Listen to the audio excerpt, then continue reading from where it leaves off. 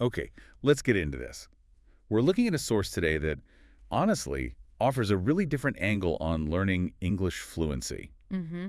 It kind of throws out the usual textbook approach and focuses on something, well, something more internal. Yeah, and what grabs you right away is this kind of bold claim it makes. English isn't actually that hard. Right. It suggests getting fluent, speaking naturally, isn't this huge mountain to climb that takes years. It reckons you can get there, well, a lot faster than most people think. And it says the real problem, the thing holding most people back, isn't the language itself. It's not vocabulary lists or grammar rules. No, it's pinpointing something else entirely. Hmm. It argues that most learners who get stuck, they don't lack the knowledge, not really. They're blocked by fear. Fear. Yeah. Okay, unpack that a bit. What kind of fear are we talking about? Well, the source breaks it down. It's things like the fear of making mistakes, saying the wrong word or tense. Oh yeah, definitely felt that. Or that awful feeling of embarrassment, maybe stumbling over pronunciation. And then there's the fear of being judged, like, what will people think if my English isn't perfect? That makes so much sense. You can understand everything you read or hear, but then when it's your turn to talk. Everything just freezes up. Yeah, and that feels like it goes way beyond just knowing the grammar, doesn't it? It really does. So that's our mission for this deep dive, isn't it? To really dig into the methods, the mindset shifts this source is proposing. Exactly. It's aimed squarely at you, the listener, if you want to learn effectively. Find those little aha moments and get some practical things you can actually do to get past these hurdles. And start weaving English into your daily life more naturally. The source kind of presents it as a journey, promising to show the steps, the secrets, I guess, to unlock that fluency. And it starts, maybe surprisingly, not with grammar lesson 1. No, it starts with something much more fundamental, a shift in how you think about it all. So jumping right into part 1, this foundational shift, the source basically throws down the gauntlet right away, saying the biggest reason people fail isn't lack of knowledge. Mm-hmm. Not about knowing enough words or sentence patterns. It's fear, pure and simple. Yeah, and it's worth really dwelling on those types of fear it mentions. Fear of errors, fear of sounding silly, fear of being judged. We touched on those. Right, but think how powerful they are. They create this, psychological wall that stops you even trying to speak, no matter how much English you actually understand. It really clicks when you look at the contrast the source makes, Yeah. how we learned our first language. Oh, totally. Think about it as babies. Did anyone give us grammar books, explain conjugations? Of course not. You just listened. You listened constantly. You copied sounds, words, phrases, and crucially, you made mistakes. Nonstop mistakes. And nobody cared. It was expected. Exactly. It was part of the process. You used the language every day, all day, because you needed to communicate. No formal study, no fear. The source basically says that's the natural way. Which leads to this huge distinction it makes, maybe the core idea. You don't need to study English in that academic way. You need to live English. Live English. What does that actually mean, according to the source? It means it's not just another subject you do for an hour. It has to become like part of the background hum of your life. Right. Not confined to a specific practice time. It means making sure you're hearing it, thinking in it, and, this is the big one, speaking it every single day. Creating your own little English world, basically, wherever you happen to be. Precisely. An immersion environment you build yourself. Okay, so if living English is the aim, how do you start? Where's the first step? And this is where it gets interesting because the source says, step 1 is all about your head. Yeah, it's the mindset change, and it might sound a bit simplistic, but the source insists it's the absolute most important thing. Stop thinking English is difficult. Just stop believing it's hard. Pretty much. The logic is, if you truly believe it's this massive, difficult thing, your brain actually puts up resistance. It makes learning feel harder, slower. Like a self-fulfilling prophecy. Exactly. But if you can genuinely start believing, okay, English is actually quite manageable, I can do this, your brain becomes more receptive. It sort of opens up, learns faster. The analogy it uses is quite good. The baby learning to walk one. Oh, yeah, that's perfect. They fall down constantly, right? All the time. But they don't analyze why they fell or decide walking is too hard. They just, they get back up and try again. Maybe cry a bit first. Oh, yeah. But they keep going. Those falls aren't failures. They're just data, part of learning. The source says we need that same resilience with English. Mistakes aren't proof it's difficult. They're proof you're trying, proof you're learning. So how do you actively change that belief, especially if you thought English was hard for years? This is where affirmations come in. The source really pushes these. Simple, positive statements you repeat. Things like, English is easy, or I can speak English fluently. I am learning and getting better every day. Saying them out loud. Ideally, yes, or at least repeating them consistently in your head. It's about reprogramming that subconscious belief.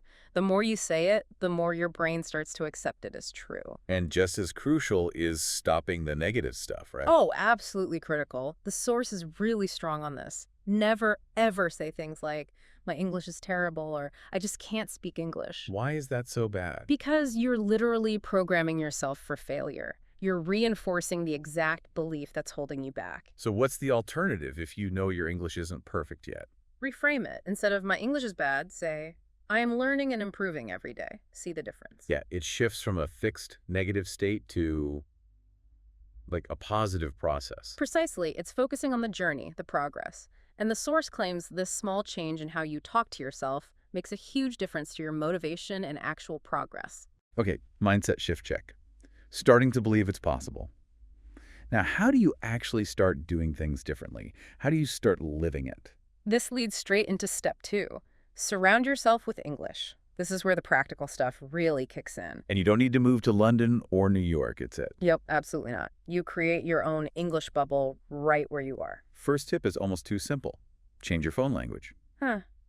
Yeah, it sounds minor, but think about how many times a day you look at your phone. Constantly. Every menu, every notification, settings, app names, they're all in English. It's this constant, low-level exposure. Your brain just starts getting comfortable seeing and processing English words all the time, almost without you noticing. Okay, that makes sense. What else? Then comes a really big one, maybe the most powerful technique the source mentions. Start thinking in English. Whoa, okay. How does that work? Most people think in their native language, right? Exactly, and that's the problem it identifies. You think the thought in, say, Spanish or Japanese, then you mentally translate it into English, then you try to speak it. Which feels really slow and awkward. That hesitation. That's the translation lag. It's unnatural. So the solution is, well, direct. Train your brain to skip the translation. Think directly in English. But how?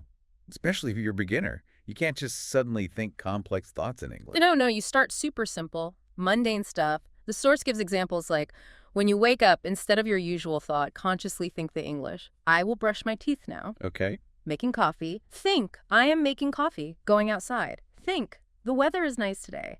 Simple, everyday actions and observations. Probably feels really weird at first. Oh, the source says it absolutely will. It might feel slow, even a bit silly. But stick with it. Consistency is key. Your brain gets used to it, gets better at forming thoughts directly in English, and eventually those simple English thoughts just appear automatically. Okay, thinking in English. Got it. What's next for surrounding yourself? Talking to yourself. Out loud. Uh-huh. This is the one where people might think you've lost it. Maybe. But the source argues it's one of the best ways to improve your actual speaking fluency. Why is that? Zero pressure. No one's listening. No one's judging. You can practice forming sentences, making the sounds, linking words together in a totally safe space. It's practice without the fear. What would you even say? Keep it simple. The source gives an example like looking in the mirror and saying, hello, how are you today? I am good. I have a lot of work to do, but I'm feeling great. Just getting used to vocalizing English thoughts. And that builds confidence for real conversations. That's the idea. The more you practice the physical act of speaking, even just to the air, the less scary it feels when you have to do it with another person. It builds that muscle memory. Makes sense. Yep. Anything else for creating this English world? One more very practical, hands-on thing, labeling. Labeling, like sticky notes? Exactly. Write the English word for common objects on sticky notes and put them on the objects. Door on the door, table on the table, refrigerator, mirror, window. And then what? Just look at them. Read them aloud every time you see them, but not just the word. The source suggests making a tiny sentence. See the note on the book. Say, this is a book. The book is on the table. See the cup. This is a cup. I drink tea from this cup. Ah, so you're connecting the word, the object, and a simple sentence structure and saying it out loud. Precisely. It's multisensory. Visual, auditory, contextual. It helps train your brain to automatically link the object to the English word, skipping that native language step again. It makes that everyday vocabulary much more automatic. Right, so we've got the mindset shift. We're building the environment. Now let's talk about the elephant in the room, for many learners, grammar. And actually speaking, this is step 3, right? Yeah. But it seems tied into everything else. It absolutely is. The source doesn't treat grammar as a separate subject to master before speaking. In fact, it calls focusing too much on perfect grammar early on a big mistake. Why a mistake? Isn't grammar important? Of course it's important for clear communication eventually, but the source argues that obsessing over it before you're comfortable speaking just feeds that fear we talked about. The fear of making mistakes. Exactly. You get so worried about the perfect tense or the right preposition that you just clam up. You don't speak at all. You trap the English you do know inside. So what's the approach then? Just ignore grammar. Not ignore it, but prioritize differently. The source says, learn to speak first, focus on getting your meaning across, and then refine the grammar as you go. Like the kids again? Precisely. Kids don't learn grammar rules explicitly. They absorb patterns by listening and using the language. Their fluency comes first, and the grammatical accuracy develops naturally over time through exposure and practice. So instead of drilling verb tables, Focus on learning simple whole sentences. Things like, I am eating, she is going to the market, they are playing football, these basic patterns. yeah, the idea is you absorb the grammar from these sentences. Yeah, by hearing them, saying them, using them repeatedly in context, the grammatical structures start to feel natural, intuitive, rather than like a set of rules you have to consciously apply every time you speak. And the main way to make that happen. Listen more, copy more. That's the core practice. Find native English audio or video, listen carefully to a sentence, and then repeat it out loud. Mimicking everything. Everything. The pronunciation, the rhythm, the intonation, as close as you can get. The source insists this act of mimicry is key. It trains your mouth and brain to produce English sounds and structures correctly and automatically. Okay, so speak first. Worry less about perfect grammar initially. Learn through simple sentences and copying. How does this translate into, like, using English day to day? The source gets really specific here, doesn't it? It does. It really doubles down on the idea that you probably already know enough English to start using it in your daily routine. You just need to activate it. By linking it to what you're already doing. Exactly. It walks you through a typical day, showing how almost every moment can be a mini English practice session. Let's go through that. It starts right from waking up. Yep, back to talking to yourself. As you get out of bed, verbalize it simply. Good morning, I feel fresh today, I had a nice sleep. Let me get up and brush my teeth. Saying it out loud. Saying it out loud. Then in the bathroom. I am brushing my teeth, now I am washing my face, let me take a shower. In the kitchen, I am making tea. This tea smells so good. I am eating toast with butter. Even if you're alone. Especially if you're alone. It's the act of forming and speaking the sentences that matters. It builds that comfort, that readiness to use English for simple, concrete things. Then it moves into actual conversations, starting small, like with family. Yeah, it gives a really simple morning greeting example. Good morning, Mom. Good morning. How did you sleep? I slept well. What are you making for breakfast? Eggs and toast. Do you want some tea? Yes, please. Okay, here you go. Thank you. Super basic, but functional. That's the point. Simple, functional, relevant to the moment. You're not trying to debate philosophy. You're just communicating basic needs and pleasantries. It's manageable. What about going out? Like shopping? Same principle. Planning. Think or say, I need to buy some vegetables. Let me check my list. I will take a bus to the market. You're narrating your plans in English. And then it gives that whole market interaction example. Yes.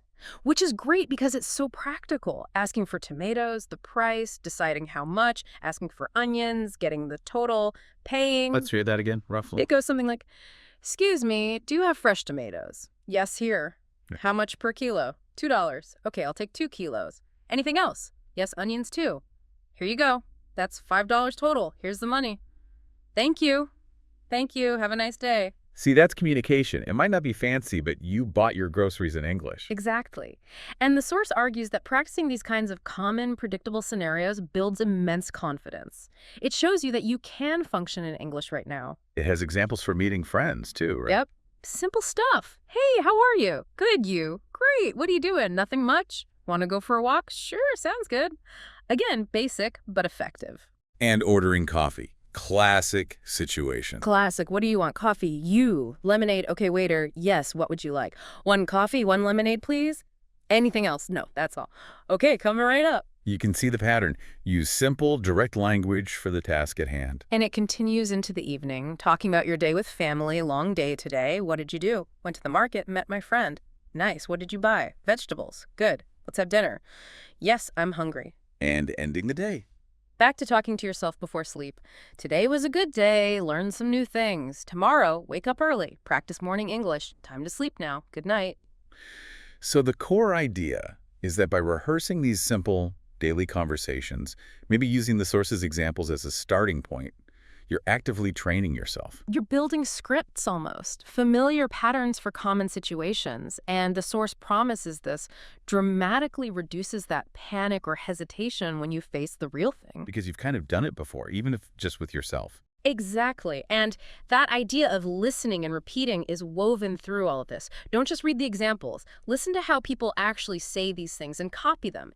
Here, I am going to the market. Say, I am going to the market. Mimicking the sound. That mimicry seems really important in this method. The source stresses it. It says it's the fastest way to improve pronunciation and make your speech sound more natural, even with simple sentences. Daily, deliberate copying. Okay, so that covers the daily integration. Yeah. But what about getting, well, better?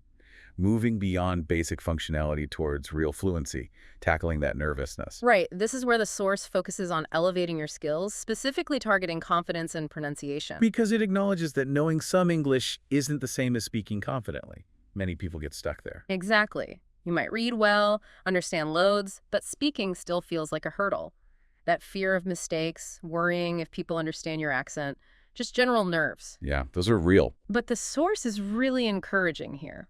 It insists that even if your English isn't perfect, you can learn to speak confidently by following these methods. It asks you, the listener, to think. Does that sound like you?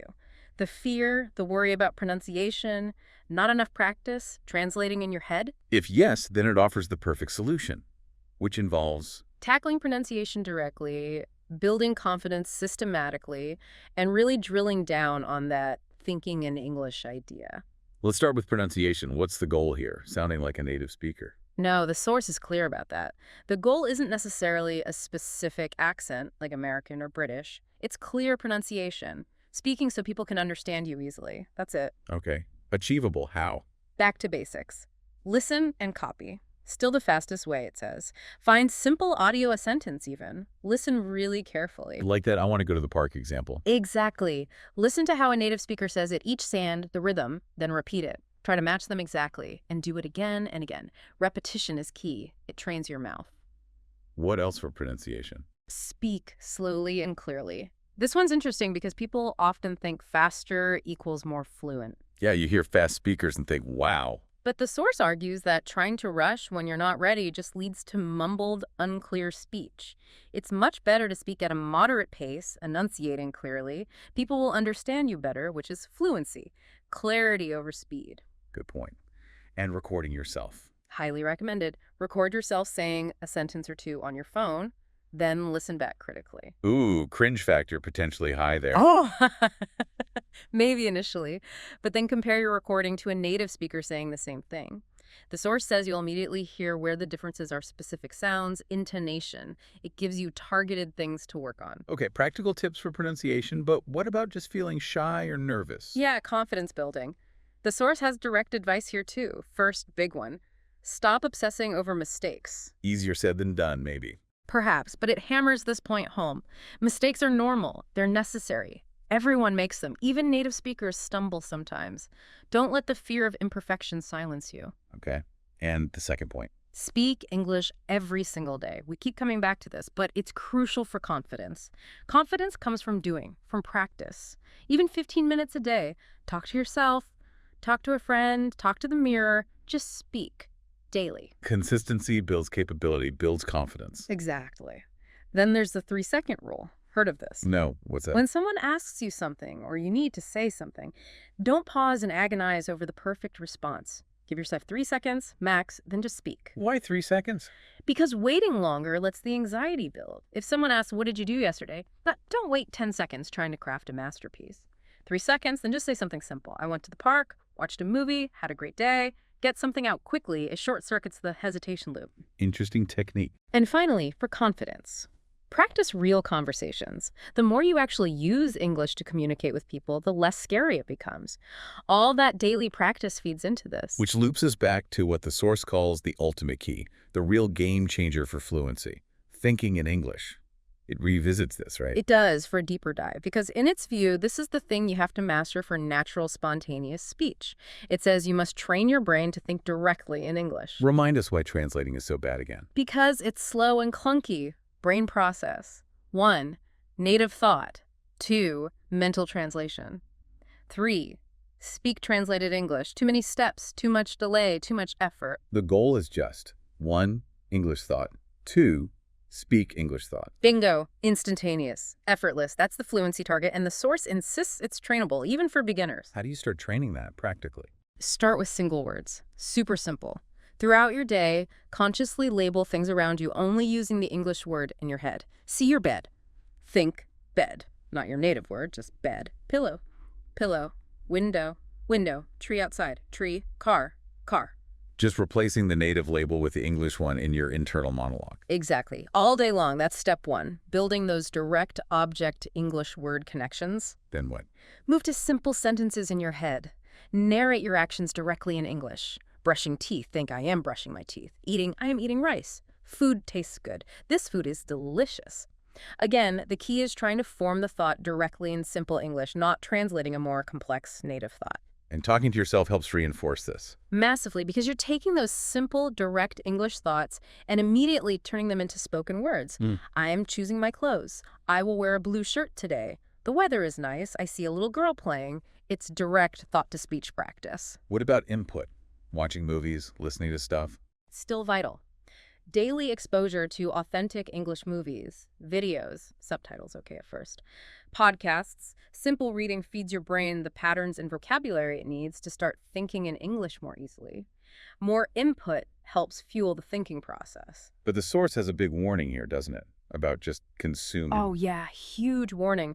Listening and reading are necessary, but they are not sufficient for fluency.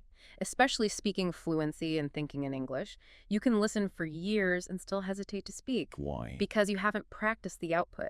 You haven't forced your brain to retrieve the language quickly and construct thoughts directly in English under the pressure of communication. The source is adamant. You must speak. Talk to people. Talk to yourself. Just practice producing the language. That's what wires your brain to think in it. So it even gives a daily plan for this thinking in English training. It does, very explicitly. Makes it super actionable. Let's recap that plan. Okay. Morning. Name everything around you in English objects. Afternoon. Make simple English sentences in your mind. Narrate actions, observations. Evening. Watch or listen to English for at least 20 minutes. Input. Night. Speak to yourself in English for 5-10 minutes. Output consolidation. Simple steps done daily. And the promise is, stick to that daily routine, and within a few weeks, you'll notice a difference. Your brain will start making the shift. Hesitation will decrease. And any final tips on just stopping the hesitations, getting the words out? The main one is just speak. Don't overthink.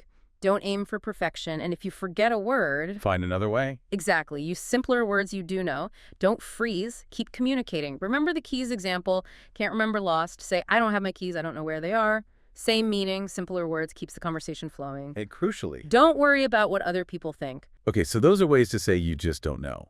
What about in a professional setting where I don't know isn't enough? You need to find the answer. Right. Here, the language shifts to managing the situation and offering follow-up.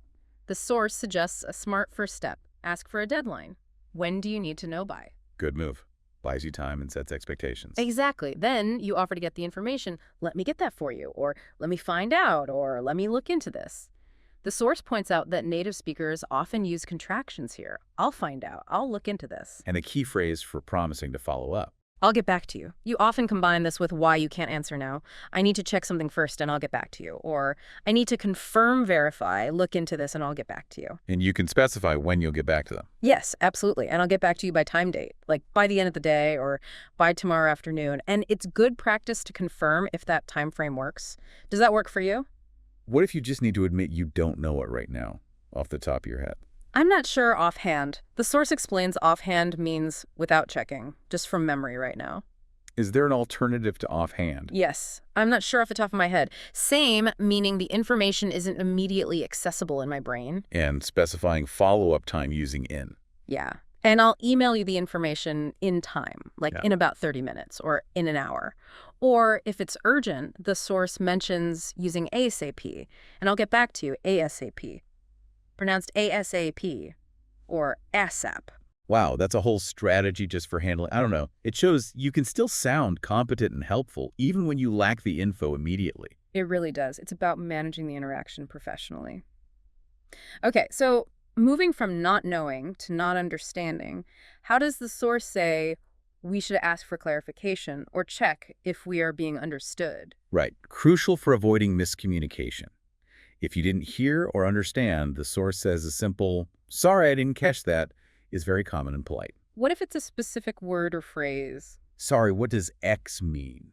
Or if you didn't grasp the overall meaning, "Sorry, what do you mean by X?" And if the problem is how they're speaking, too quiet. Could you speak up a little? The source clarifies speak up means speak louder. Too fast. Could you slow down a little? Using could you makes these requests polite. Okay, now flipping it. When you've explained something, how do you check if the other person got it? The source gives several options here. Very common. Do you know what I mean? Or does that make sense? Yep. You can add to you, but often don't need to. And the really short version. Makes sense. Just like that, with a rising intonation at the end. Super common quick check. Yeah, I use that one all the time. Me too. Mm. Similar ones. The source lists are, does it sound good to you? Or the short forms sound good, again with that upward inflection. Okay. And there's an idiom the source mentions for checking agreement or shared understanding. Yes, are we on the same page? The source explains this means, do we agree? Or do we understand the situation the same way? And if the answer is yes, You can just confirm, yep, we're on the same page. perfect. These are so vital for keeping communication clear and making sure everyone's aligned. Okay, this leads us nicely into a really rich section the source covers. Idioms. Ah, yes, idioms. The source really emphasizes these, saying they're crucial for sounding natural and for understanding native speakers, right? Absolutely. It positions them as a key part of fluency. The masterclass apparently covers 50 common ones. Now, we probably can't break down all 50 in minute detail here. No, that would be a deep dive in itself. Exactly. But we can definitely look at a good selection provided in the source, get a feel for what they mean and how they're used, give everyone a taste of their power. Sounds like a plan.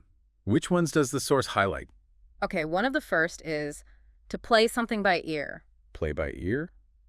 Like music. Sort of, but it means deciding how to handle a situation as it unfolds, rather than making firm plans beforehand. The classic example the source gives is weekend plans. What should we do this weekend? Let's just play it by ear. So being spontaneous. Got it. What about to be all ears? That means you're fully listening, giving your complete attention. The source uses a work example. Maybe you want to pitch an idea and your boss says, "Okay, I'm all ears." It signals they're ready and focused on what you have to say. A good way to show you're ready to listen. Here's a fun one. To wake up on the wrong side of the bed. Yes, the source explains this just means waking up grumpy, irritable, in a bad mood for no particular reason. You might say about someone else, "Wow, someone woke up on the wrong side of the bed today." We've all been there. How about to wing something? This means doing something, like giving a presentation or maybe even an interview answer without proper preparation, kind of improvising it.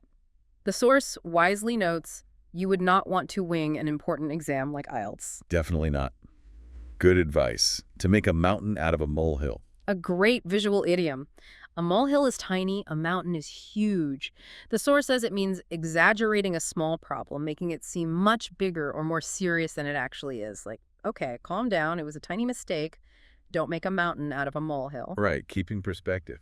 To be at a crossroads. This describes being at a point where you have to make a significant decision, one that could change your path. Like deciding on a career change after many years, I feel like I'm at a crossroads. A major decision point. Let's talk weather idioms.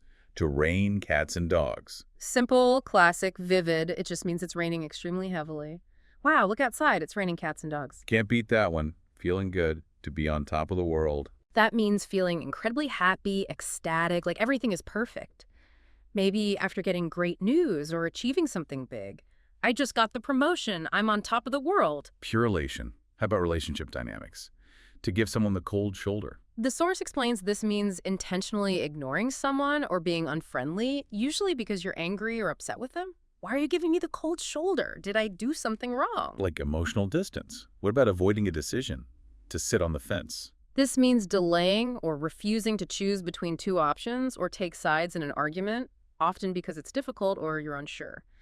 A manager who won't decide on a project might be accused of sitting on the fence. Indecisiveness. Yeah. Okay, here's one we saw mentioned earlier, but it's listed as an idiom: to hit the nail on the head. And the source reinforces its meaning here: to be exactly right about something, to identify the core issue perfectly. You really hit the nail on the head when you said the main problem was communication. Confirming accuracy. How about health? To be as fit as a fiddle. A fiddle is a violin. This idiom means to be in excellent physical health, very energetic and well.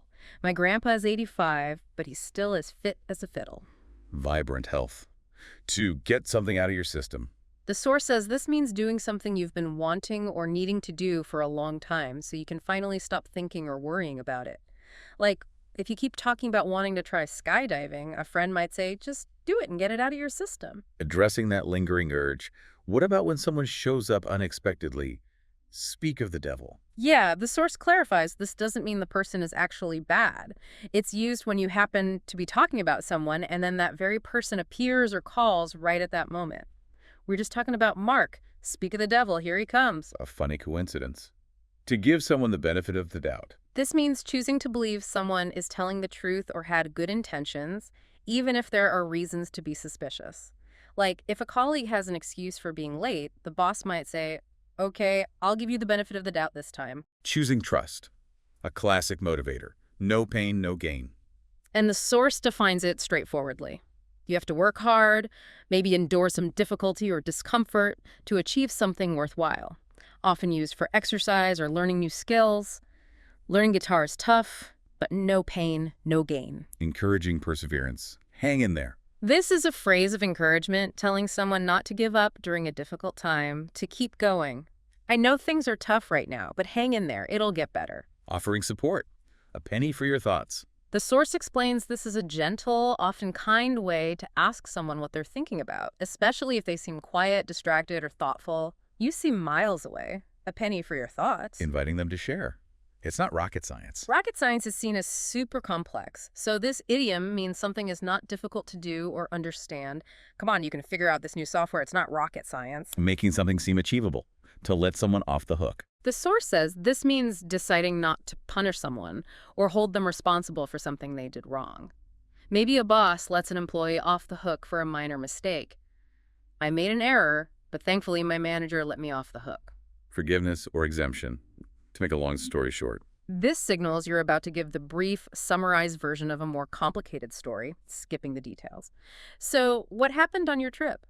Well, long story short, we missed our flight, but eventually got there. Getting to the point, easy does it. The source defines this simply as slow down or be careful, used when someone needs to do something gently or cautiously, like carrying something fragile.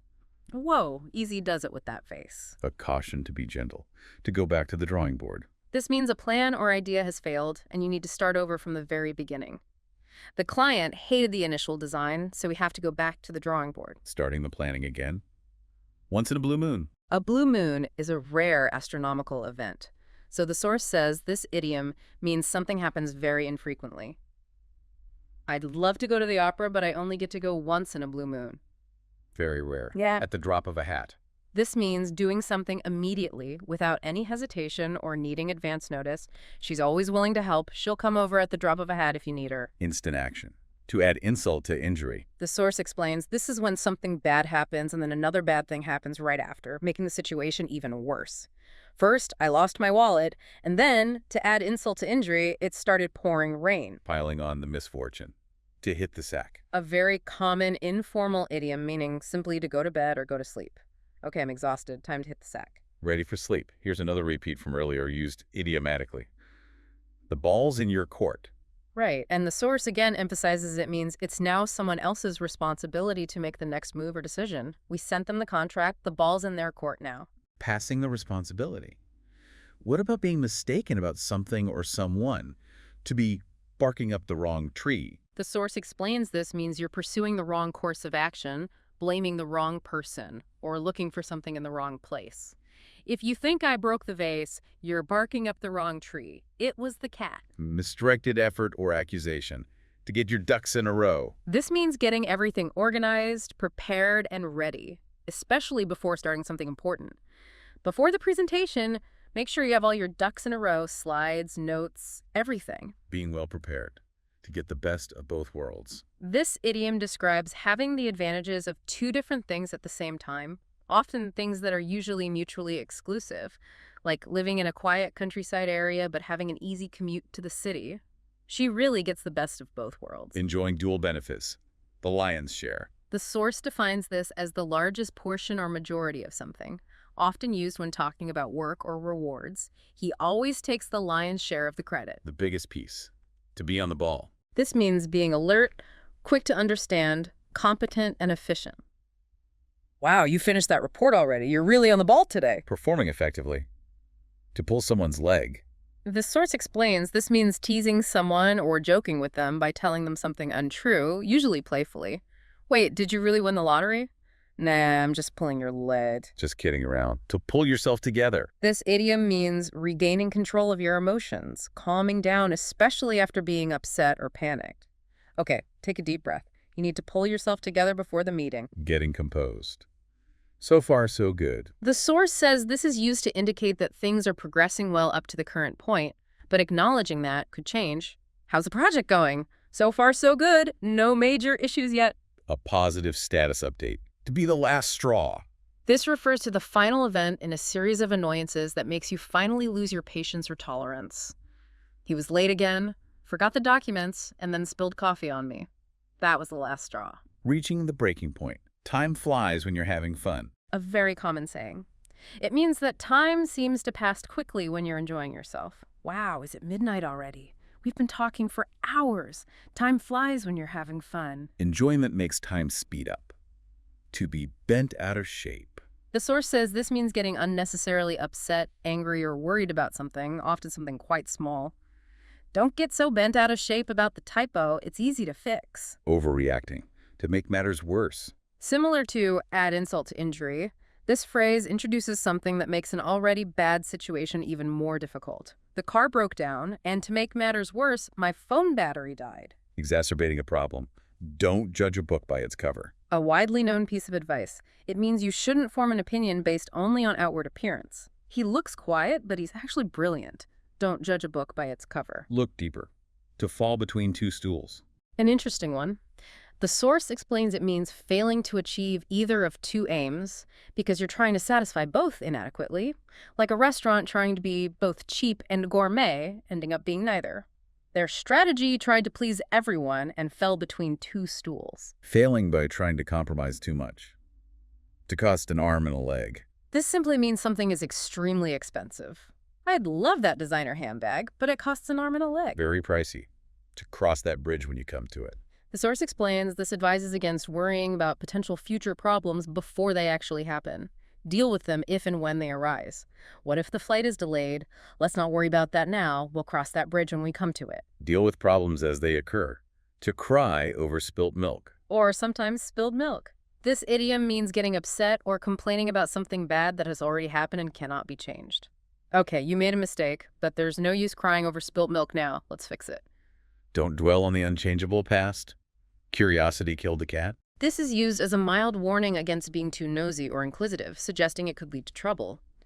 Why do you need to know his salary? Just curious. Well, curiosity killed the cat. A warning about prying. To miss the boat. The source defines this as losing an opportunity because you acted too late or hesitated. They were selling cheap tickets last week, but I waited too long and missed the boat. Opportunity lost due to delay. To be on fire. This idiom means someone is performing exceptionally well, having great success, often in a rapid or impressive way, like a salesperson making many sales, or an athlete playing brilliantly.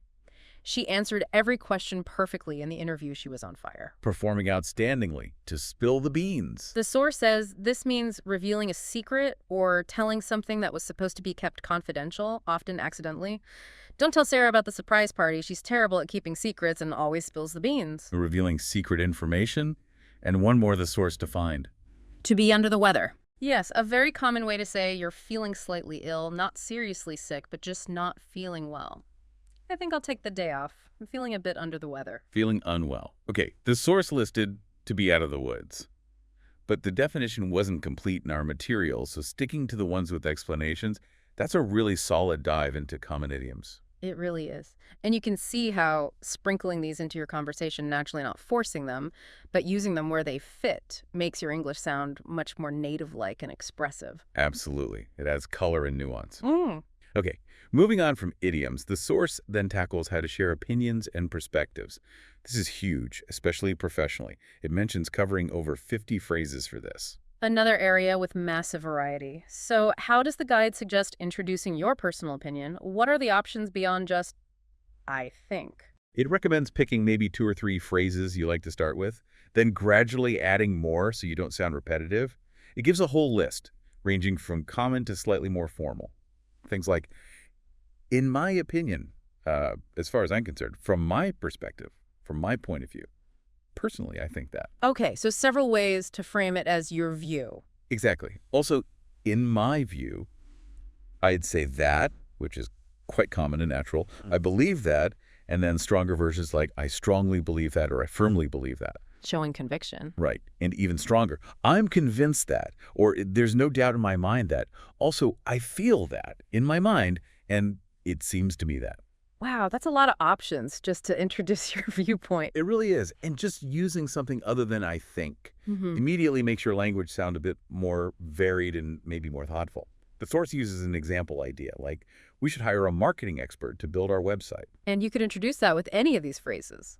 Exactly. From my perspective, we should hire a marketing expert. Or, I'm convinced that we should hire a marketing expert. The guide really pushes for using a variety of these. And the source actually comes back to variations on, I think, later on too, doesn't it? We could weave some of those in here for a fuller picture. Good idea. So for equivalents to I think that sound natural, the source mentions I'd say is very common. Also framing it as if you ask me, I'd say. Okay. For emphasizing it's your personal take, it seems to me that, which we had, but also the way I see it, or even just to me. The source also notes, I reckon, is used in some regions. Right, I reckon has a more specific regional flavor. And then there are phrases you add after stating your opinion, like that's my take on it, meaning that's my view or interpretation. Or the idiom, that's my 2 cents. Which is a casual way to offer your opinion, sometimes implying, might not be worth much, but here it is anyway. Okay, so ways to frame the opinion itself and ways to label it afterwards. What about expressing different levels of certainty in your opinion? The source covers this too. For 100% certainty, I'm sure, I'm certain, I'm positive. Strong and clear. For more formal certainty, you might use it's obvious that, or employ strong adjectives like indisputable, undeniable, unquestionable, or the phrase beyond a doubt with it's, like it's undeniable that we need to adapt. Very forceful language. What about the opposite? Expressing doubt or uncertainty in your opinion. Phrases like it's possible that, it's probable that, or it's likely that signal less than full certainty. Okay. And for opinions based more on gut feeling or intuition, not hard evidence, the source gives I figure, I gather, or specifically, I have a hunch that. I have a hunch. I like that one. It clearly signals it's an intuition. And phrases that explicitly show you might be wrong, more diplomatic ways to state an opinion. Yes, the source provides things like, correct me if I'm wrong, but, or, if I'm not mistaken, also to the best of my knowledge, which indicates your opinion is based on what you currently know, acknowledging it might be incomplete. Those are really useful for navigating sensitive topics or admitting limitations. Okay, now disagreeing. The source warns that just saying I disagree with you can sound a bit blunt or argumentative. It definitely can, especially in professional or polite contexts. So what are the softer alternatives? Adding I'm afraid is a common softener. I'm afraid I disagree with you. Makes it sound gentler, more regretful. Okay. What about acknowledging their point first? This is a key strategy the source highlights for polite disagreement, using phrases like, on the contrary, or I understand where you're coming from, but I respect your opinion, but that's a good point, however, or I see your point, but I have a different perspective. So you show you've heard and considered their view before presenting yours. Exactly. It validates their contribution before countering it. You can also explicitly ask permission. Can I share my opinion? Or frame it as offering another angle. That's one way of looking at it. But have you considered? And the source reminds us again. Combine these disagreement prefaces with your actual opinion phrases. Right, so I understand where you're coming from, but from my perspective, we need to look at the long-term costs. Makes for a well-rounded, polite disagreement. Excellent. Now, shifting slightly, what about sharing a general opinion? Not just your personal view, but something widely believed or accepted. The source provides specific phrases for this too. Things like, it's said that, Oh. it's believed that, I've heard that, Yeah. it's considered that, it's generally accepted that, most agree that, Mhm. some say that. Okay, ways to attribute the opinion more broadly. Yes, and a strong one. It goes without saying that. This implies it's obvious, but you're stating it for emphasis. Right. And if the opinion comes from experts, researchers suggest that, or experts agree that. And can you combine these general opinion starters with your own view? Absolutely. The source shows this, like, it's generally accepted that practice is key, and personally, I couldn't agree more. Or, some say X is true, however, from my point of view, Y is the case.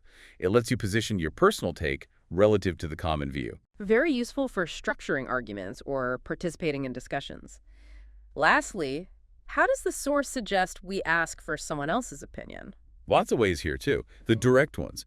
Do you agree? What's your opinion? What do you think? What are your thoughts? What's your view? How do you see the situation? What's your take on it? And simpler, more conversational ways. Especially after you've just given your opinion, you can use, what about you? Or, how about you? Right, turning it back to them. And if you want to ask about their specific experience related to the topic, has that been your experience or what has your experience been?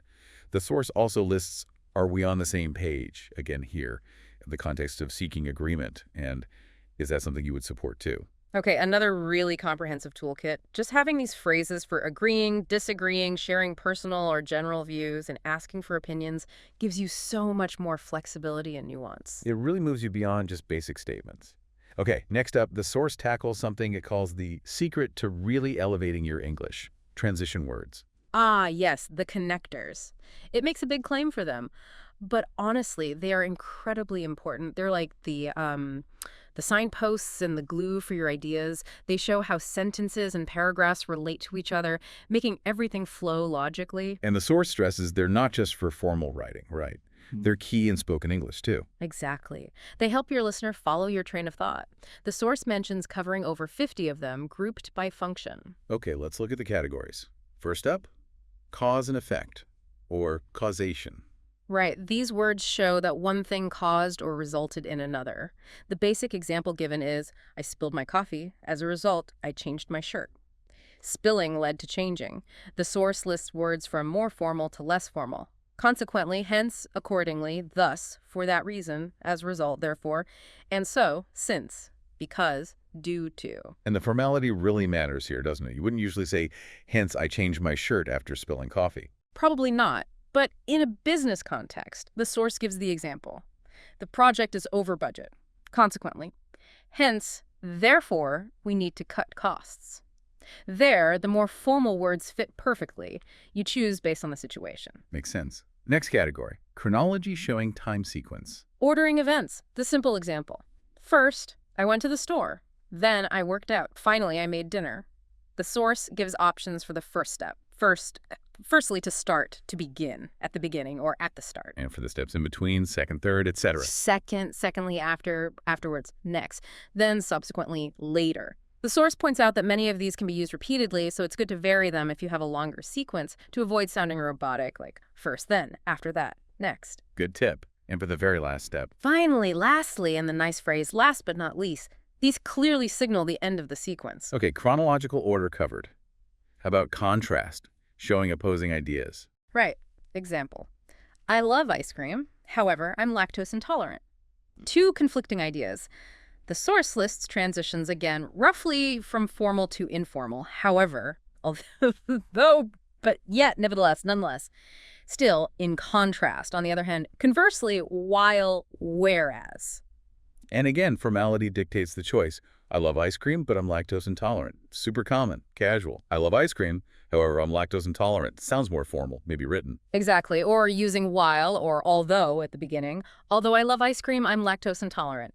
Different structure, same contrast. What about adding similar ideas? The addition category. This is for linking related points. Example, I love ice cream. Furthermore, I love cake. The source lists. Furthermore, moreover, further, these are quite formal, then additionally, in addition, also, and as well as, coupled with, along with, together with. So instead of just short, choppy sentences, you get, I love ice cream, and I also love cake. Right. Or, I love ice cream as well as cake. Smoother. Precisely. Connects the thoughts.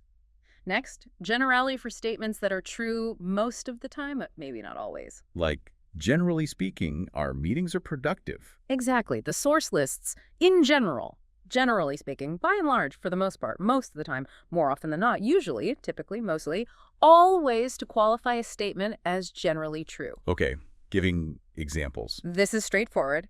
The source gives the main three, for example, as an example. And for instance, use these to introduce specific cases that illustrate a general point. Our new software is great. For instance, it's cut down report generation time by 50%. Makes the general point stronger, more believable. How about emphasis? This is for adding extra weight or support to a statement. The source gives the example, I love pie. And the transition words are in fact and as a matter of fact. So, I love pie. In fact, I ate a whole one yesterday. Adding that extra punch. Finally, transitions for conclusion. Right. Signaling that you're wrapping up your thoughts, summarizing, or ending a presentation. Listed from more formal to less formal. In conclusion, to conclude, to summarize, in sum, all things considered, finally, overall, ultimately, in the end, to wrap up, to sum up, all in all. So you could end a speech with, in conclusion, I urge you to consider. Or finish a casual summary with, so, all in all, it was a pretty good trip. Exactly. Sets the expectation that you're finishing. That covers the main types. But the source had a bonus tip about using these to expand simple ideas, right? Yes, and this is a really practical technique it highlights. It shows how you can take one simple sentence and build it out into more complex, flowing explanation using different transition words. The starting example is, in general, our meetings are very productive. Okay, simple statement. How does it expand? First, it adds a contrasting idea. However, they usually run over time. Introducing a downside. Then it gives a specific example of that downside. For example, today's meeting was scheduled for an hour, but it went for an hour and 20 minutes. Making it concrete. Then it shows a consequence, a cause and effect. As a result, I was late for my next appointment. And finally, it adds another related point using addition. Additionally, this happens quite often, which impacts my schedule. Wow. So you went from meetings are productive to a whole paragraph explaining a nuanced situation just by using however, for example, as a result, and additionally. Exactly. It demonstrates how transitions allow you to layer ideas and build a much richer, more coherent explanation from a simple starting point. The source really encourages listeners to practice doing this. That's incredibly powerful. It's not just about sounding fancy, it's about communicating more effectively and completely. It really does make your English sound more organized and sophisticated. Okay, so we've covered general tools. Now the source zooms in on a very specific context. Essential phrases for tourists visiting North America. Super practical if you're planning a trip, or even if you interact with tourists where you live. Definitely. It starts by quickly recapping the basics we already covered. Standard greetings like hello, hi there, time-specific ones, and crucially, using, to get attention. And reminding us that, is mainly for when you didn't hear or understand. Yes, reinforcing that key distinction for travelers. How about stating why you're somewhere, like at a restaurant reception? We have a reservation under name. Or if you're asking for information, the source stresses politeness again with, could you please tell me? Politeness first. And the inevitable situation, you don't understand something, what phrases does the source recommend here? It repeats the key ones. Pardon me. Excuse me, with that questioning tone. Sorry, I didn't catch that. But it adds a really important piece of advice for tourists. Which is? Be upfront about it. Say, sorry, English isn't my first language. Oh, that's excellent advice. It immediately contextualizes any difficulties, and people are usually much more understanding and helpful. Exactly. And the source says, don't be afraid to ask for what you need. Can you repeat that slower, please? Or ask about specific words. I'm not sure what X means. Or can you explain it a different way? And if all else fails, a simple, sorry, I don't understand, still works. Practical lifelines for navigating communication hurdles. Okay, let's talk shopping. Lots of interactions there. Right. Starting the interaction is usually just a simple greeting. When it comes to paying, the source notes card payment is pretty much the default now. Cash is less common, maybe for small vendors. They'll often just point to the card machine. How do you ask the price of something? Keep it simple. How much is this for one item? Or how much are these for multiple? Bags are a common point of interaction at checkout. Yes, they might ask, do you need a bag? Or even just bag, with a rising tone. The source explains that paper bags are common now, often have a small cost, and plastic bags might be banned, so having your own reusable bag is smart. If you need one, can you give me a bag, please? Or I need to buy a bag. Putting please at the end often sounds more natural, the source notes. Little nuances like that help. What about receipts? They'll ask, need a receipt? Or want a receipt? Or just receipt?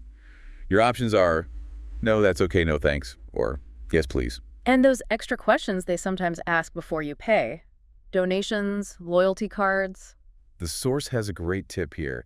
If you've scanned your items but they ask something you don't understand before you pay, it's probably optional, like a charity donation or signing up for a store card. If you're unsure, a polite no thanks is always a safe answer. Smart. What about in clothing stores when staff approach you? If you're just looking, the source suggests, I'm just looking or I'm just browsing. If you do need help, I'm looking for item, like a blue scarf. Or ask where things are. Where can I find men's shoes? Or ask if they stock something. Do you carry item? Like, do you carry umbrellas? And trying clothes on, where can I try this on? Or ask for the specific rooms, where are the fitting rooms? Or where are the changing rooms? And if you might need to return something later. Ask up front. What's your return policy? Okay, shopping covered. Now, restaurant dining. Another key tourist interaction. Arrival. Greeting, then state your party size. Table for 2, please. Or, if you booked, we have a reservation under name to make one. Can we make a reservation? They'll need to know when, how many people, and what time. Can you request specific seating? Yes. Do you have any tables outside or onto the patio? Can we sit by the window, please? Are there any booths available? Dietary needs very important to communicate clearly. Definitely. State allergies directly. I'm allergic to peanuts. For modifications, the source gives examples like, can you make that vegetarian? Or .vegan? Or .gluten-free? How about ordering the food itself? The most common and natural way is I'll have, followed by the dish name, like I'll have the salmon, or slightly more formal, I'd like the salmon. And modifying orders, is that okay? The source emphasizes that yes, modifying orders is very common and perfectly acceptable in North America. You can add things, can you add extra cheese, you can remove things, but no onions please, or hold the onions, or without onions. Hold the onions. That's a classic restaurant phrase. It is. You can also ask for specific preparations. Could you make it extra spicy? Or ask for things separately? Can you put the sauce on the side? Don't be shy about asking for reasonable modifications. Good to know. What about drinks, especially water? Ask politely. Can you bring us some water, please? They might ask sparkling or still bottled. If you just want regular tap water, the source says to reply, tap water is fine. It notes tap water is usually free and perfectly safe to drink everywhere, sometimes called house water. Very useful local knowledge. Finding the facilities. Ask where are the bathrooms or where are the restrooms. The source specifically advises against using the word toilets in this question. Good cultural note. What about leftovers if you can't finish your meal? Very common to take leftovers home. Ask, can I have a to-go box, please? Or can you wrap this up or could you pack this up? All mean the same thing. And getting the bill at the end? When you're finished, maybe decline dessert or coffee. Then say, just the check, please, or just the bill, please. Check and bill are interchangeable. Or ask directly anytime, can you bring me the check bill, please? You might also need to ask, where do I pay, if it's not clear. And the tipping situation. The source explains tips, or gratuity, are rarely included automatically, but are generally expected, usually 10–20% of the bill. You typically add this yourself, often selecting an option on the card machine when you pay. Okay. One more modern necessity, Wi-Fi. Yes. Ask, do you have Wi-Fi? Or is there Wi-Fi here? To get the password. What's the Wi-Fi password? If it's long or complicated, the source suggests asking them to write it down, repeat slowly, or even just handing them your phone to type it in directly. Practical tips. Okay. Yeah. Shifting from places to movement, getting around. The source notes that with smartphones and GPS, asking strangers for directions is less common now, but it still provides the key phrases. Always good to have just in case. Right. Always start politely with, excuse me, then, excuse me, do you know how to get to place X? Excuse me, which way is place Y for transit? Excuse me, does this bus train go to destination Z? Excuse me, which bus train will take me to destination Z? Straightforward. And that other common request tourists often make of strangers. Asking someone to take their photo. Excuse me, do you mind taking our photo? The source highlights the ing form, gerund, after do you mind? Another option. Excuse me, could you please take our picture? Photo and picture are interchangeable here. Perfect. And the source ends this tour section with a reassuring thought. It does. It reminds listeners that people in North America interact with non-native English speakers all the time, are generally friendly and patient, and that having an accent or making occasional mistakes is perfectly fine and won't ruin your trip. The goal is clear communication, and these phrases help achieve that. That's a great takeaway. It's about connection, not perfection. Okay, let's change gears significantly now. The source moves into more advanced phrases for quite formal situations, specifically mentioning things like the IELTS exam or job interviews. Right, this is about polishing your language for situations where precision and sounding proficient really matter. The source provides over 30 phrases for this context.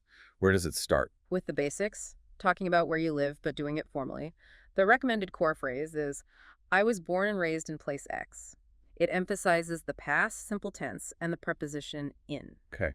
How do you add more detail, like where you live now or for how long? You can add contrast. But now I live in place Y. For duration, use the present perfect. I've lived here for over Z years. Or, for ongoing actions like living, working, studying, the present perfect continuous sounds very natural. I've been living here for over Z years. And you can vary how you state the time period, Z years. Yes, be specific for 5 years. Or, more general, for several years, for many years, for a number of years. Gives you flexibility. Okay. How about talking about your work formally? Start with your job title, and the source stresses using the article A or N. I'm a software engineer. I'm an accountant. If your position is unique, use the, often mentioning the company. I'm the marketing director at XYZ Corp. The source suggests using a gerund statement for a general comment about your job. Yes, this sounds quite sophisticated. Being an engineer is very rewarding. Using that ink form to start the sentence. And talking about what you enjoy, using verbs of preference. I love using my problem-solving skills, or I enjoy collaborating with my team. The structure is verb of preference, love, enjoy, etc., followed by a gerund ing form. The source suggests adding strong adjectives too. I enjoy brainstorming unique solutions to complex problems. Elevates the description. Right. Nice. And acknowledging the downsides or challenges. Use a contrast transition word like, however, followed by maybe another gerund statement. However, being an engineer also has its challenges. Then specify the challenge, perhaps using specifically. Specifically, deadlines can be very demanding, and sometimes they have to work around the clock. Work around the clock. That's a good idiom the source includes for intense work periods. Exactly. Combining these elements, gerunds, strong adjectives, transitions, idioms, creates a really impressive, detailed answer. How about discussing hobbies formally? The source suggests, starting with an opinion statement, again maybe using a gerund, in my opinion, having hobbies is integral to living a fulfilling life. Shows you value work-life balance. Okay. Then how do you state your specific hobby? Use the phrase, I'm an avid X. Avid is the key adjective here, meaning very interested or enthusiastic. And X is the noun form of the hobby. I'm an avid hiker, an avid reader, an avid photographer, an avid guitar player. Structure is to be an avid plus noun. Avid sounds much stronger than just I like. It does. Then, explain why you enjoy it, perhaps with another gerund statement. Hiking gives me the opportunity to disconnect and appreciate nature. The source notes you generally use the ing form, hiking, or sometimes the activity noun, playing guitar gives me, or guitar gives me. What if you don't really have hobbies right now? Maybe because you've been focused on work or study, but you intend to start one. How do you handle that in an interview? The source provides great phrasing for this. You can acknowledge your past focus. Until now, my primary focus has been on my career, using present perfect. Then signal the change with, however.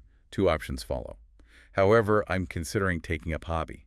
Take up is the phrasal verb for starting a hobby, and consider needs the gerund taking up. Okay, considering taking up, what's the other option? Using would love. However, I'd love to take up hobby. Would love is followed by the infinitive to take up. You can then add the future benefit using a gerund statement.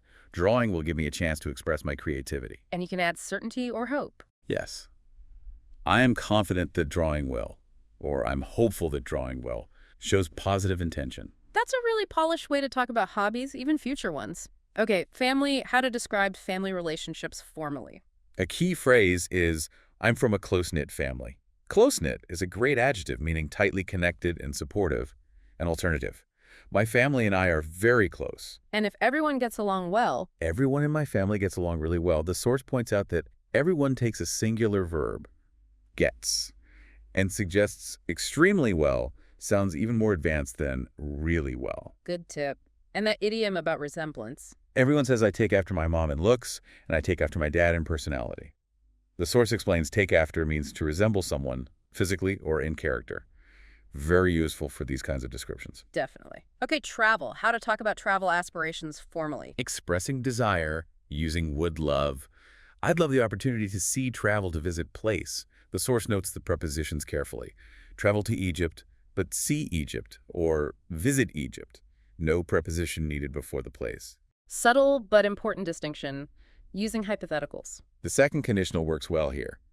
If I could travel anywhere in the world, I'd choose Japan. Structure.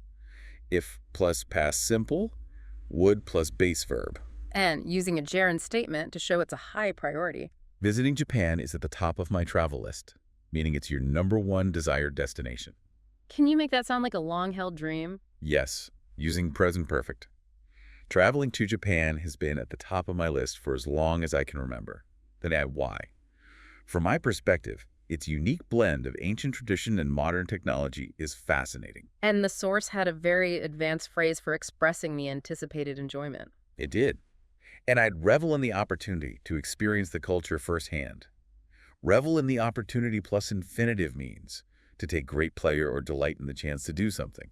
Sounds very sophisticated. It really does. Fantastic phrases for formal contexts.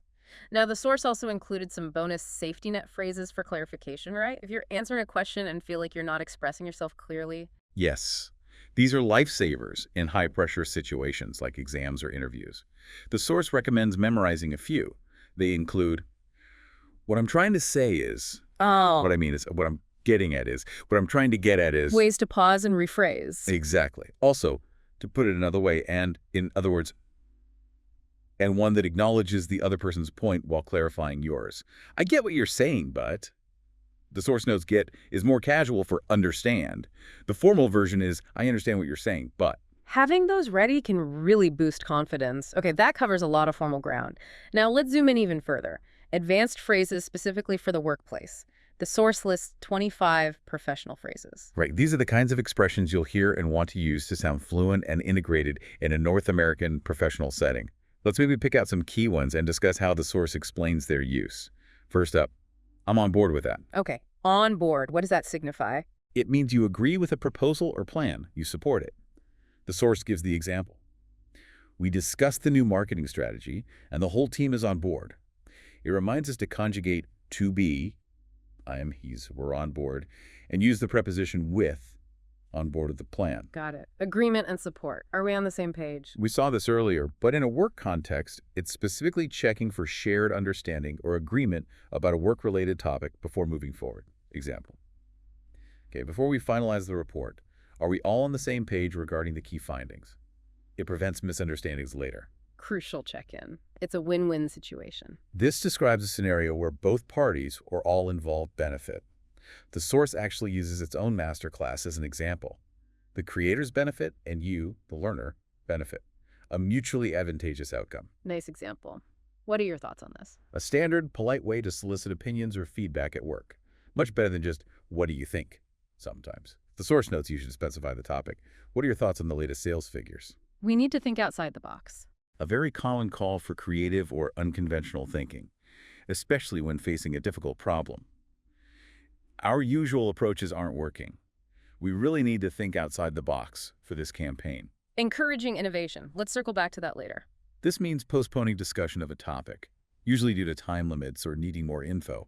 That's a valid point, but let's circle back to it after we've covered the main agenda items. The source notes it's often used as an imperative. Let's. A common way to manage meeting agendas.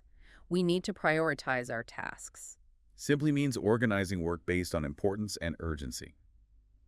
Okay, team, we have a lot on our plates this week. Let's prioritize our tasks first thing Monday morning. Please keep me in the loop. A request to be kept informed about updates or progress on something. I'll be out of the office tomorrow, but please keep me in the loop on any developments with the client.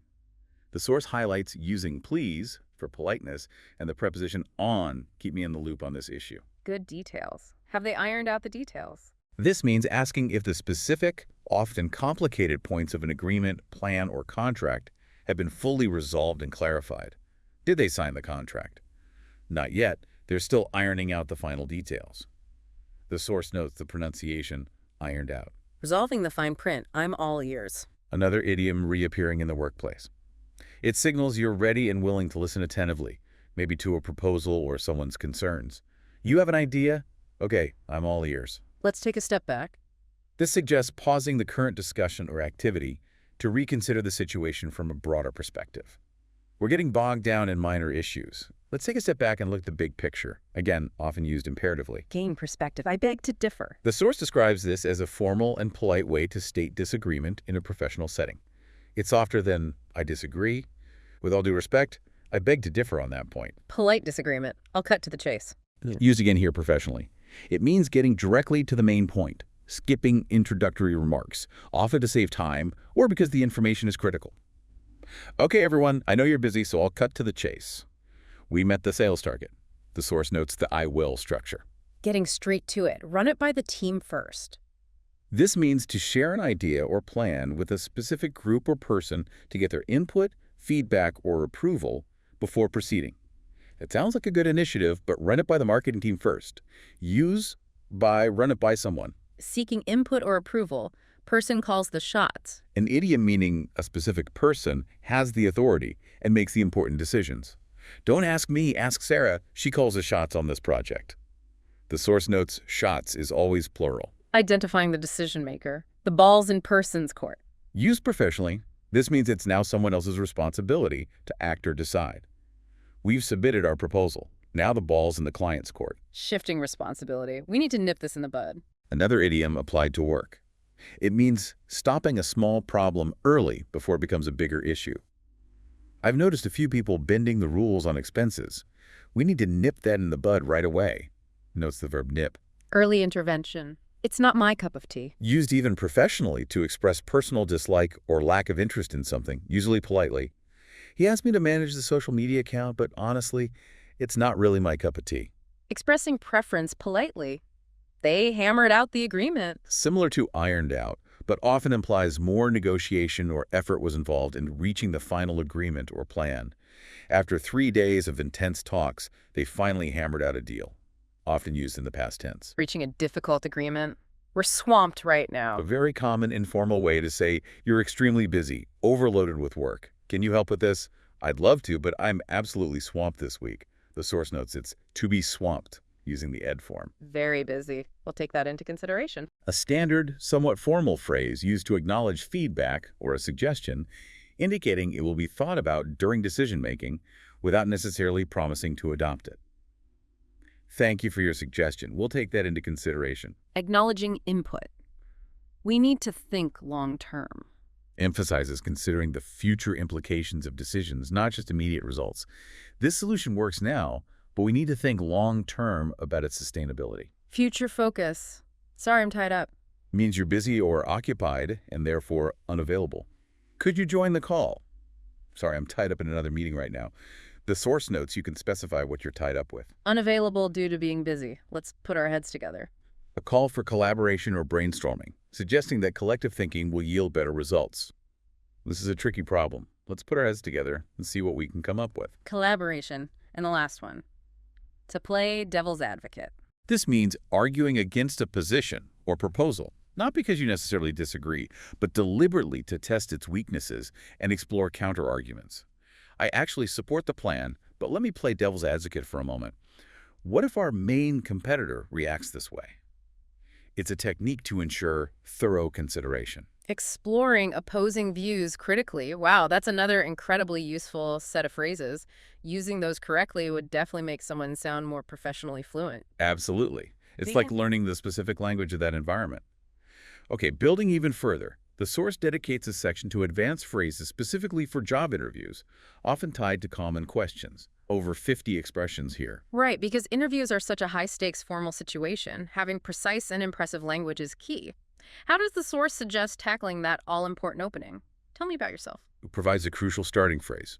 I have more than over almost X years of experience. It explains more than or over if it's above X, almost if it's just below. And it suggests using round numbers like almost 10 years if you have 9. Okay, quantifying experience clearly. Then add your role. Yes, as a Gaian job title. Again, stress in the article, a Gaian, you can also specify the field, in the finance field, or in the healthcare industry, or in the nonprofit sector. Got it. How about describing your responsibilities in those roles? Use the structure. In this role, current. In that role, past, I was responsible for. Using the correct tense. And the source makes a vital grammar point here. After responsible for, you must use a gerund verb, ending in ing. Ah, so not responsible for manage, but responsible for managing. Exactly. The source lists common verbs that fit. Managing, overseeing, leading, coordinating, creating, developing, reviewing, improving, streamlining, which it defines as making process efficient, analyzing. Good list of action verbs. And the source suggests using stronger adjectives than just a lot of experience. Yes, words like extensive experience or significant experience sound more professional. You can follow these with a gerund verb, extensive experience managing budgets, or a noun phrase, significant project management experience. Elevating the language. Okay, education and credentials. 4 degrees. I have a bachelor, a master, a PhD in subject. Again, the article A is important. Mentioning the university and year is optional, more formal verbs. I received my master's from, or I obtained my PhD from. And for certifications. Similar verbs. I received, complete, obtained my certification name in your field. The source notes that if the certification acronym, like PMP, CPA, is well known in your field, you often don't need to spell it out unless asked. Good practical tip. How about discussing personal strengths effectively? The source suggests a transition like, as for my strengths, then highlight a quality using, I'm extremely adjective. It recommends extremely over really or very for a stronger impression. Common adjectives listed include hardworking, committed, trustworthy, honest, focused, methodical, proactive. And team player is handled differently. Yes, the source points out it's a noun phrase, I'm a team player, not I'm extremely team player. Right. What about specific skills, like the ones often listed in job ads, communication, problem solving, etc.? The structure recommended is, I have advanced superior excellent skills. Skills mentioned include time management, communication, adaptability, problem solving, teamwork, creativity, leadership, interpersonal skills, attention to detail. Choose the adjective that fits your level. And there's a specific adjective for work ethic. Yes, the source highlights it's always, I have a strong work ethic. Use strong specifically here. And you can combine these strength statements. Definitely. I have superior communication skills, and I'm also extremely proactive and have a strong work ethic. Layering them shows multiple strengths. Okay.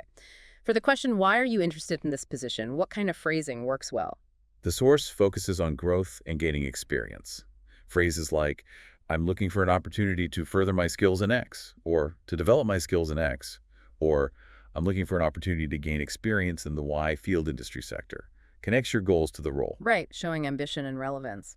Finally, how does the source suggest concluding an answer or the interview itself to leave a really positive, lasting impression? It stresses ending strongly, not just trailing off or saying a simple thank you. It provides a powerful template. I believe I'm confident that my extensive X skills, mention a key skill relevant to the job, would make me a valuable asset to your company team organization. Connecting your skills directly to their needs. Exactly. And then add a forward-looking statement, and I look forward to the opportunity to contribute to your goals. The source advises tailoring this, mentioning specific skills from the job description, and referencing the company's actual goals if you know them. That's a very strong, confident closing. And the source included a practice tip related to this. Yes, it suggested practicing answering, tell me about yourself, using all these different phrases. The guide itself prompted users to do it in its comment section, but the takeaway for you, the listener, is to actively practice constructing these kinds of answers yourself. Practice is definitely the key to making these advanced phrases feel natural when you need them. Absolutely. We have covered an enormous amount of ground today, dissecting this vocabulary masterclass, from the nuances of simple greetings all the way through idioms, opinions, transitions, tourist essentials, and these very specific advanced phrases for work and interviews. It's a truly comprehensive toolkit. The sheer number of phrases and strategies for expressing even simple ideas differently is quite staggering when you lay it all out. And the core message seems to be that by understanding the context, the subtle variations, and how to actually use these phrases, you really can significantly shift how natural you sound, how well you understand native speakers, and just how confident you feel navigating all sorts of English-speaking situations. This deep dive aimed to give you that structured understanding quickly, highlighting those aha moments from the source material without overwhelming you, moving you from just knowing words to using the language fluidly. It's like getting the playbook for more natural communication. It really is. And reflecting on everything we've unpacked, the dozens of ways to say thank you, or I don't know, the layers of formality, the richness of idioms. What does all that variety tell us about the English language itself, about its flexibility? And maybe more importantly for you, the listener, how could trying out just one or two new phrases from this deep dive potentially change the feel of your very next conversation? That's a great question to ponder, something to take away and experiment with. Definitely food for thought.